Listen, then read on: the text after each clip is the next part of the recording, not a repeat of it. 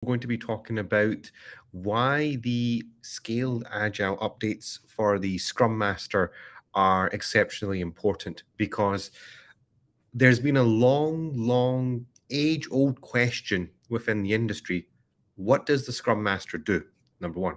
Number two, for individuals that are looking to onboard and get with a career, which is how do they learn the skills of a Scrum Master so they can get into a practical job and apply it? Those questions are going to be answered today only if you watch the entire video to the very end. If you skip the video, if you quit the video, you're not going to get your answers. As simple as that.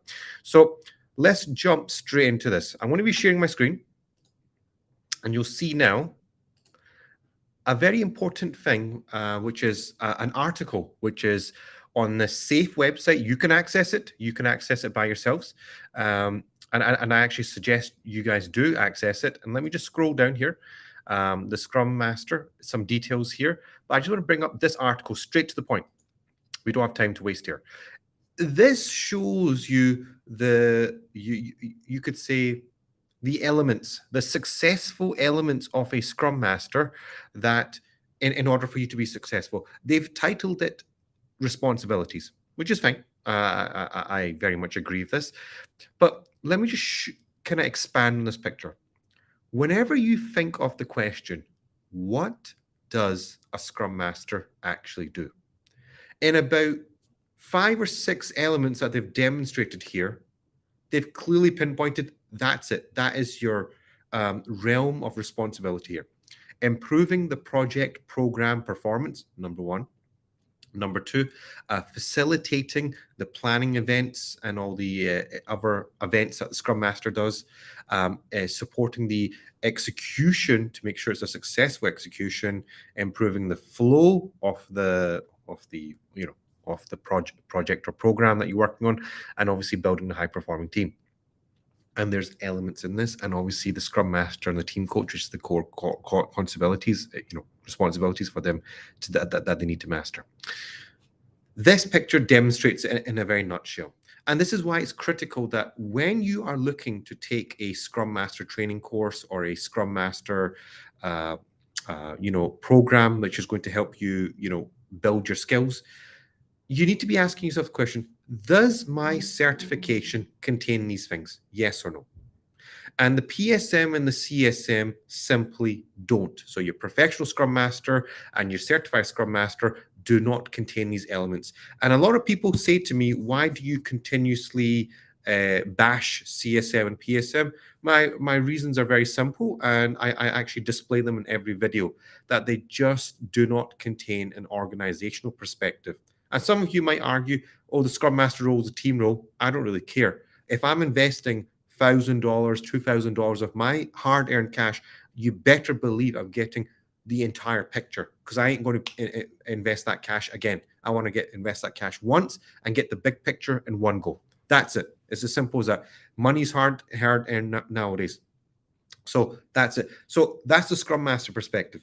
Let's just look at the project manager perspective, because a lot of you are project managers and you're looking to get those, those kind of agile facilitative skills.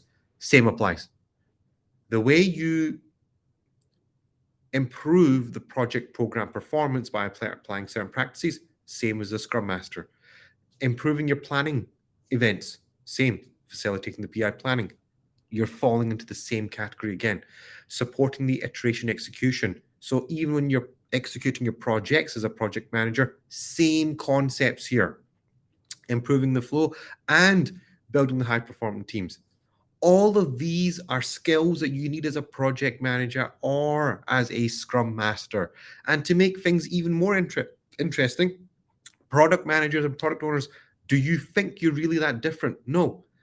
You need to excel value delivery. Value delivery is only excelled if you get better at these elements. It's as simple as that. So you need all of these things. There's no yes or no here. There's no, okay, I do a bit of this, I do a bit of this. No, you need a bit of everything. And this is where it's contained. So this article really gets to the, what's the word here? It gets to the nutshell. It gets to the nuts and bolts here in terms of what we need, for us to be successful going forward. And for me, this is for me, This is a one picture which summarizes the answer very nicely. Okay, and you can see if let me just kind of make the screen a little bit more expansive here. You can see here far more coverage in this article in terms of the you could say that the flow of planning events, iteration execution, a nice in literally 1, 2, 3, 4, 5, in about 5 lines they've explained the entire PSM CSM far as I'm concerned. You don't need to worry about that other one. Um, improving the flow, your Kanban boards, high performing teams, wonderful, wonderful. Attention. Look at the detail. Look at the. Actually, let me just be a little bit more. Look at the detail in this article. Just trying to prove the point of how much work the Scrum Master has got to do. So the next time when you ask yourselves the question, what does the Scrum Master really do all day? Just come and read this article and you'll get your answers as simple as that. I don't think I even need to say any more than that. It's clearly said within this article what the roles and responsibilities are. Simple as that. And if you're still deliberating yourselves, read the goddamn article. It's there. It's all in front of you. Team conflicts. That's something you're going to be facing day in, day out. Did you think you are not going to be facing? That's something you'll be facing on a regular basis. Inattention to results, avoidance of accountability, lack of commitment, which we're suffering from a lot of from nowadays, fear of conflict, and absence of trust. Very, very, you could say they're getting to the heart, the touchy bits. You know, the touchy bits where people are suffering within teams that are not performing at the best that they could be. This gets to the heart of it.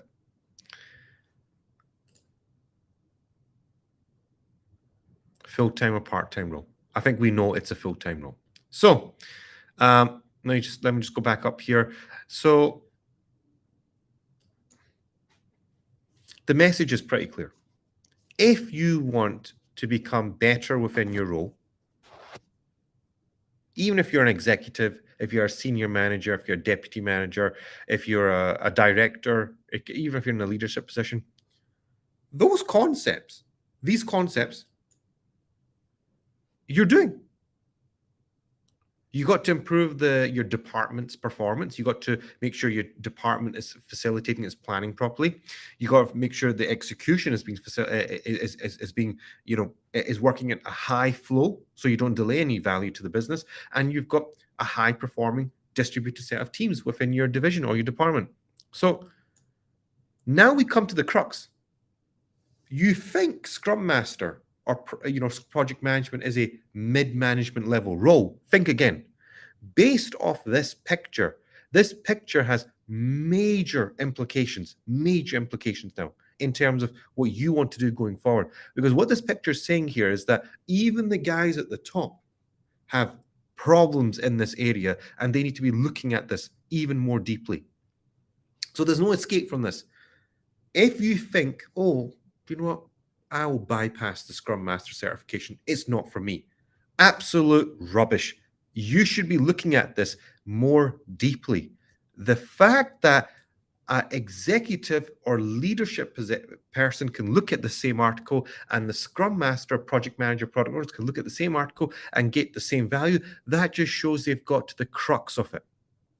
They have beautifully put in what the crux of the Scrum Master role actually is. I hope you have gotten some value from this video, because if you're typing in those questions, what does the Scrum Master do all day? What should I write in my CV? What is the roles and responsibilities? What should I do in my first week as a Scrum Master? All this is rubbish. It's utter nonsense. It's actually showing your level of competence immediately. If you really had skills, you would know, I need to go and look at this. I need to go and look at this. I need to go and look at this. You would know exactly what to look into. But the fact that you're actually asking these questions and writing into ChatGPT or Google for the answers, you ain't going to get it. Even if you're watching videos on YouTube, do you really think those instructors and those coaches are going to tell you what the answers really are? No. I'm very straightforward when it comes to my stuff. My coaching packages are the most expensive, the most premium in the industry, and that's for a reason, because I've been doing this for the last 15 years and I know all the ins and the outs. You can go to the other instructors, they'll give you for something for $2, $3, $4, $500, but it won't get you the result that you're looking for. It's as simple as that. I've been in this industry for a long, long time. Be careful for whom you pick as your instructors and your coaches. I'm giving you the evidence in one slide, in one picture right now. That's your roles and responsibilities. And this is why the SAFe 6.0 updates are critical for Scrum Masters that are looking to upskill themselves within this area. It's as simple as that. I really rest my case. Okay. So that's all I wanted to say today, guys. Thanks for watching. If you have any comments, leave your comments down below. If you subscribe to the channel, share this video with someone that might help, or they're thinking of taking training soon. And as always, I hope to see you guys in the next one. Thanks for watching.